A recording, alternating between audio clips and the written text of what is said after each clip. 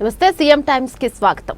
Chimakurthi MSR junior కళాశాల దగ్గర ఉన్న శ్రీ సాయిబాబా సత్సంగ కేంద్రంలో షిరిడి నుంచి వచ్చిన శ్రీ సాయిబాబా పాదకులను దర్శించుకునేందుకు బాబా భక్తులు గురు బంధువులు భారీగా హాజరై సాయి నామస్మరణతో సాయి పాదులను దర్శించుకున్నారు. తొలుత సాయిబాబా పాదుకులను ఎంఎస్ఆర్ కళాశాల ప్రిన్సిపల్ వివి శివారెడ్డి, రాధికా దంపతులు మరియు గురు బంధువులు భక్తి శ్రద్ధలతో ఘన స్వాగతం పలికారు. భక్తులు సాయి పాదుకులకు పూల జల్లులు కురిపించారు. శ్రీ సాయిబాబా పాదుకులకు భక్తులందరూ హారతులిచ్చి భక్తి భావాన్ని తెలిపారు.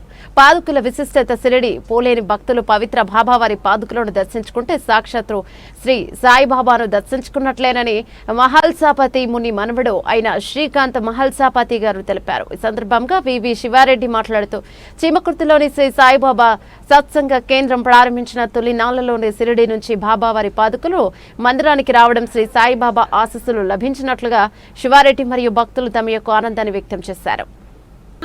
దర్శనానికి అని ఆ అమ్మకి అనిపించిందంట, అనసూయ అమ్మకి. కరెక్ట్ గా ఆ వెలుగులోనే మన శరత్ బాబు గారు వచ్చి అక్కడ భక్తులు నుంచున్నారు. ఓహో, వీళ్ళ గురువు వీళ్ళతోనే ఉన్నారు బాబా అని ఆమె స్వయంగా చెప్పారు.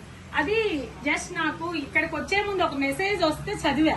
ఓహో, ఇట్లా గురువు గారు కూడా తనే ఈ రోజు అనసూయ మాత్రం దర్శించుకున్న జయంతి ప్లస్ మన మందిరానికి ఆశీస్సులు.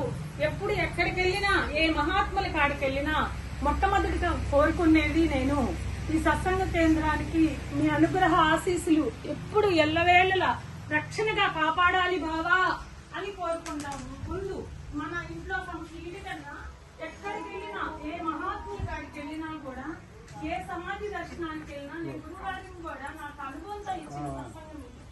గురుగారిని నేను నమ్మేదాన్ని కాదు, ఒక బాబానే నమ్మేదాన్ని.